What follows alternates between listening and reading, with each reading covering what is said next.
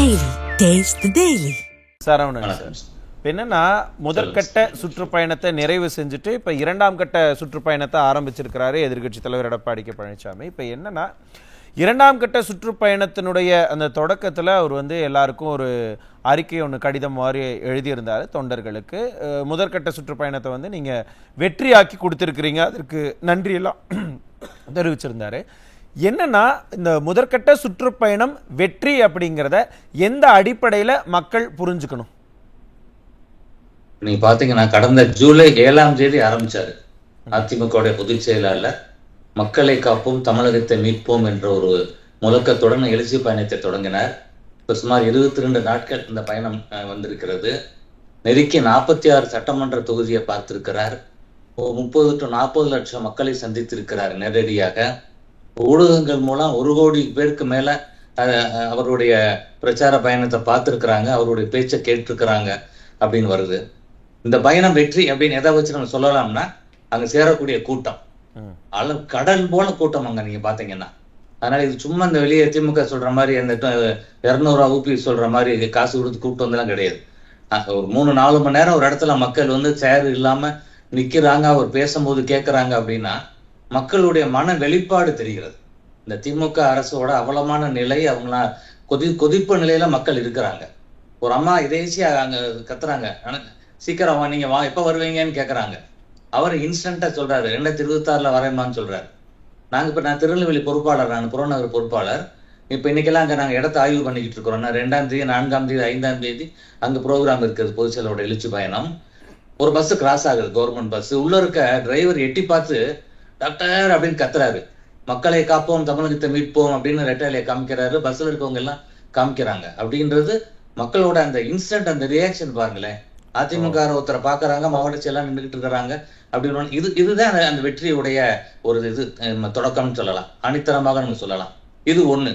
இன்னொன்னு, ஊடகங்கள் பாத்தீங்கன்னா இந்த பயணம் தொடங்குவதற்கு முன்னாடி ஓரளவுக்கு பேலன்ஸ் எழுதிக்கிட்டு இருந்தாங்க. அங்க இவர் திமுக தலைவர் ஸ்டாலின் 200 தொகுதின்னு மக்கள் மைண்ட்ல அதை பதிய வைக்கிறதுக்காக 200 சொல்லிக்கிட்டே இருந்தார். அப்ப இவங்க என்ன பண்ணாங்க, 150 தொகுதியை அதிமுகன்னு ஊடகங்கள் சொல்லிக்கிட்டு இருந்தது. இப்ப 210 தொகுதி அப்படின்னு இப்ப நேத்து தினகரன்ல செய்தி வந்திருக்கிறது. ஏன்னா அண்ணன் SP வேலுமணியோட தலைமையில கோவில்பேட்டில் ஒரு ஆலோசனை கூட்டம், அங்க மாவட்ட கழக செயலாளர் முன்னாள் அமைச்சர் கடம்பூர் ராஜு பேசுறாரு. அப்ப அந்த தலைப்பு செய்தியை தினகரன் பத்திரிகையில 210 தொகுதி வெற்றி பெறும் அதிமுக, தமிழகத்துல ஆட்சி மாற்றம்ன்ற தலைப்புல வருது அப்படின்னா பாருங்க. அப்ப இது திமுக ஒரு கடுமையான ஒரு ஷாக்கு.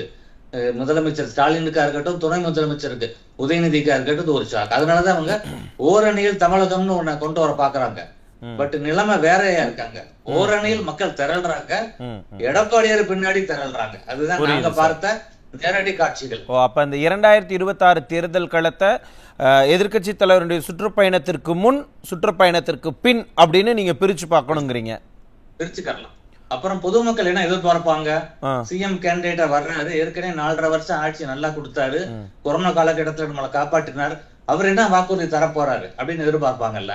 அவர் கொடுக்குறாரு பாருங்க. பெண்களுக்கான உரிமை தொகை 1500 வழங்கப்படும் சொல்றாரு. பொங்கலுக்கு 2500 ரூபாய் ஒரு குடும்ப அட்டைக்கு. தீபாவளிக்கு தரமான சேலை, தாலிக்கு தங்கம் திட்டம் திரும்ப நாங்க கொண்டு வருவோம், கூடுதலாக பட்டு சேலை திருமண பெண்ணுக்கு.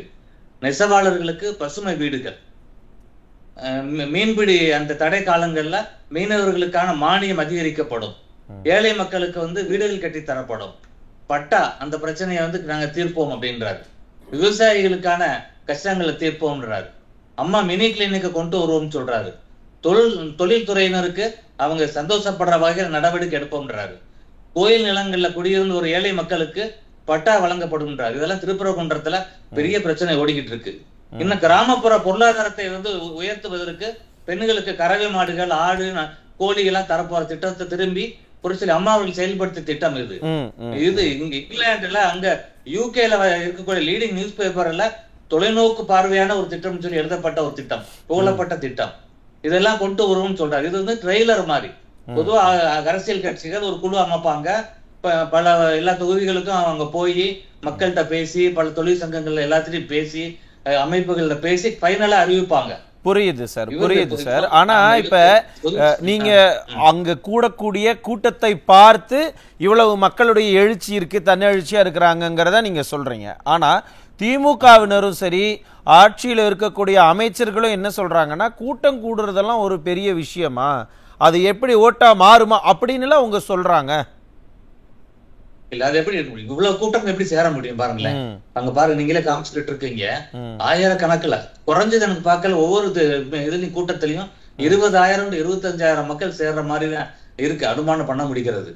இதெல்லாம் நீங்க போய் கொடுத்து பணம் கொடுத்துலாம் கூப்பிட முடியாது.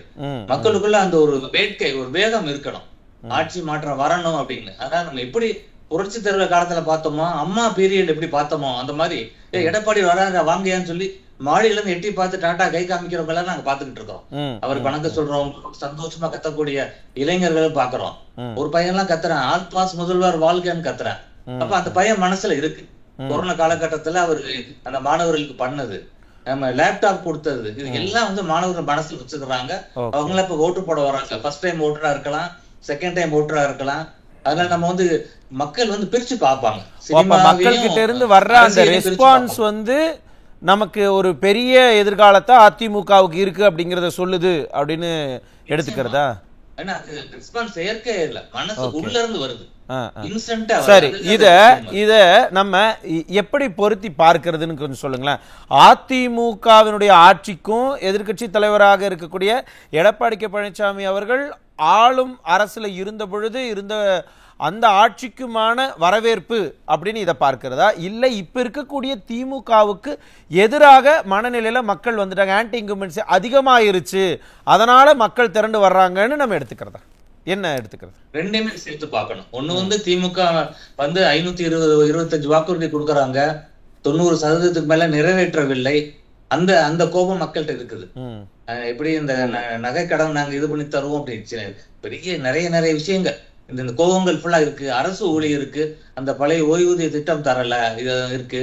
மருத்துவர்களுக்கு அந்த கலைஞர் அறிவித்த அந்த பே பேண்ட் 4 அப்படின்னு சொல்லி அந்த ஊதிய உயர்வு அந்த பட்டை வழங்கவில்லை, பட்டை 4 வழங்கலைன்ற ஒரு இது இருக்கு. அதுதான் பாத்தீங்கன்னா கலைஞர் சிலை மேல கூட ஒரு டாக்டர் தான் கடைசி 70 வயது மருத்துவர். ஏன்னா எங்களுக்கு ப்ரொஃபஸர் எல்லாம் பாக்குறோம். இப்ப உள்ள மாதிரி மருத்துவர்களை தாண்டி அவங்க அந்த காலத்துல அவங்க ரொம்ப ரொம்ப டெடிகேட்டடா அரசு வேலையை மட்டும் பார்த்துக்கிட்டு இருந்தவங்க எல்லாம் இப்ப இன்னைக்கு குறைச்ச பென்ஷன்ல கஷ்டப்படுறவங்களை நாங்க பாக்குறோம், எங்களோட ப்ரொஃபசர்ஸ் எல்லாம். அப்ப அவங்களுடைய மன வெளிப்பாடாது. அதனால பொதுச்செயலர் சொல்றாரு, அமைதி வளம் வளர்ச்சியை நான் மீட்டு தருவேன்னு சொல்றாரு. இந்த நம்பிக்கை அப்ப அதோட சேர்த்து பொறுத்து பாப்பாங்களே, பழைய எக்ஸ்பீரியன்ஸ பாப்பாங்க. 4 வருஷம் ஆட்சி பண்ணாருங்க, அப்ப அவர் சொன்ன திட்டம் செஞ்சாருங்க. அப்ப ஸ்டூடெண்ட்ஸ் கஷ்டப்படுறாங்கன்னா 7.5% மருத்துவ கல்வியில நீட்டு கூடிய அரக்க. அப்ப அதிமுகவுடைய திட்டங்களை பத்தியும் பேசுறாரு, திமுகவுக்கு எதிரான மக்கள் மனநிலையை புரிஞ்சுக்கிட்டும் பேசுறாரு. இது உங்களுடைய சக்சஸ் ஃபார்முலான்னு சொல்ல வரீங்க. சக்சஸ் ஃபார்முலா புரியுது.